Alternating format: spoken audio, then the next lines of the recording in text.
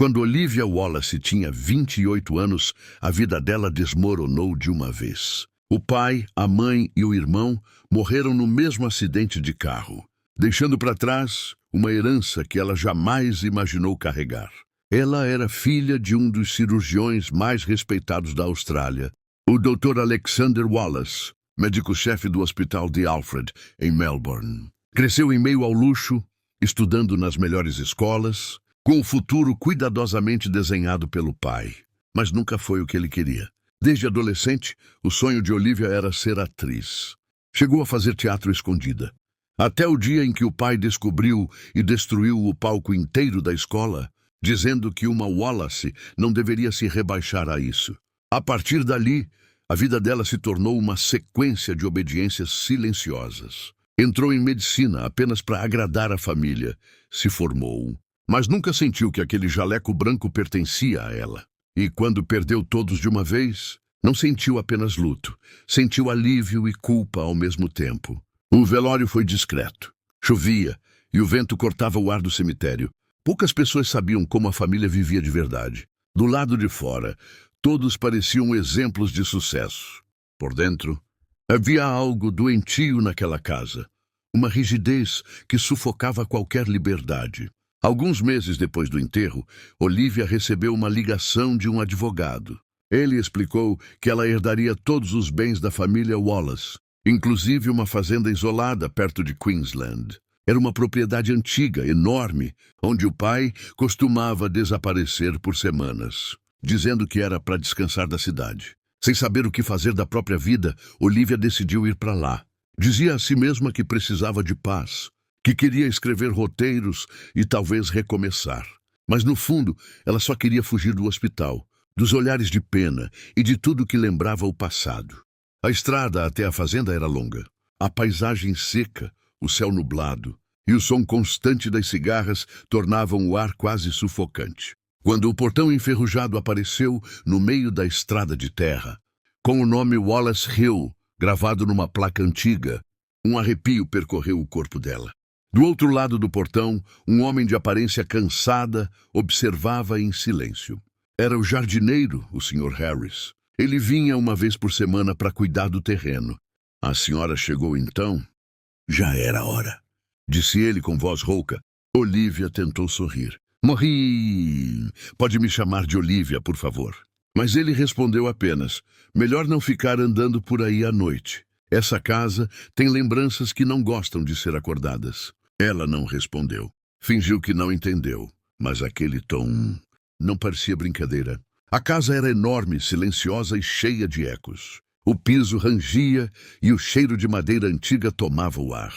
Quem a recebeu na porta foi uma mulher idosa de olhar firme. Margaret, a empregada que trabalhava lá desde antes dela nascer. Ela ajudou a criar Olivia quando os pais estavam sempre ausentes. Agora tinha o mesmo olhar de antes, cuidadoso, mas distante. Bem-vinda de volta, minha querida. A casa estava esperando por você. Olivia agradeceu, mas reparou que a mulher trazia um molho enorme de chaves pendurado na cintura. Tantas chaves assim? Margaret respondeu seca. Algumas portas devem continuar fechadas, doutora.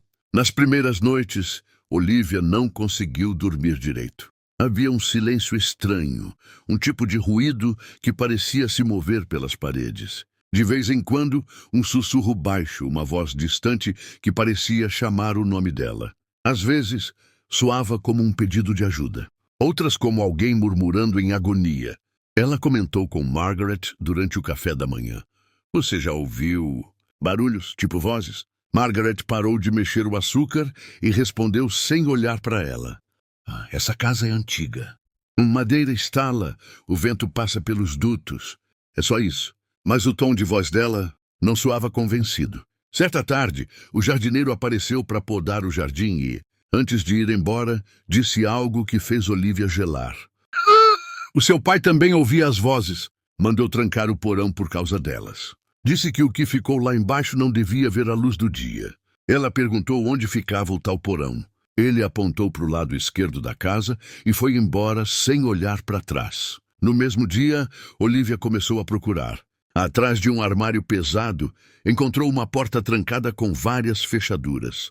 Velha, coberta de poeira, sem nenhuma chave que encaixasse. Quando perguntou para Margaret, a mulher empalideceu. Não vá mexer ali. Seu pai trancou esse lugar para proteger você. Proteger de quê? Margaret desviou o olhar. De coisas que a gente não entende. Olivia deixou o assunto morrer, mas a curiosidade ficou viva.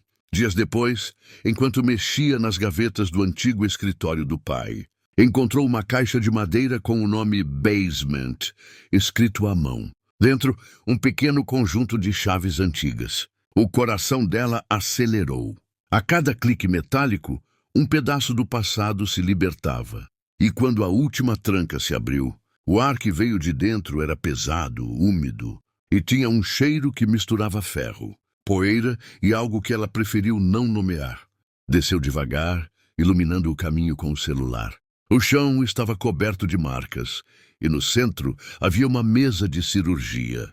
Prateleiras com frascos, instrumentos, fichas médicas e fitas cassete com etiquetas antigas. Em uma delas estava escrito: Paciente 04, masculino, 32 anos. Ela encontrou um gravador empoeirado, apertou o play. O som que saiu fez o sangue gelar. Vozes, ordens clínicas, gemidos abafados. E, entre tudo, a voz do pai dela dizendo: a incisão começa agora. Olivia desligou o gravador e chorou. Nas caixas ao redor, encontrou documentos, planilhas de pagamentos, contatos internacionais e um caderno preto com o título Projeto Wallace. Ali estavam nomes, valores e anotações sobre procedimentos que jamais poderiam ter existido. O pai, a mãe, o irmão, todos sabiam. Depois daquela noite, o silêncio da casa mudou. Os sons voltaram, agora nítidos. Chamavam o nome dela. No espelho, mensagens apareciam sozinhas. O telefone tocava sem ninguém do outro lado. E a cada novo amanhecer, Olivia sentia que o peso da casa se misturava com o dela. Um dia, Margaret entrou no quarto sem bater, pálida, os olhos marejados. Não, você não devia ter aberto aquela porta. Você sabia o que eles faziam? A mulher respirou fundo. Eles salvavam vidas. A maneira deles. Gente importante pagava para continuar viva.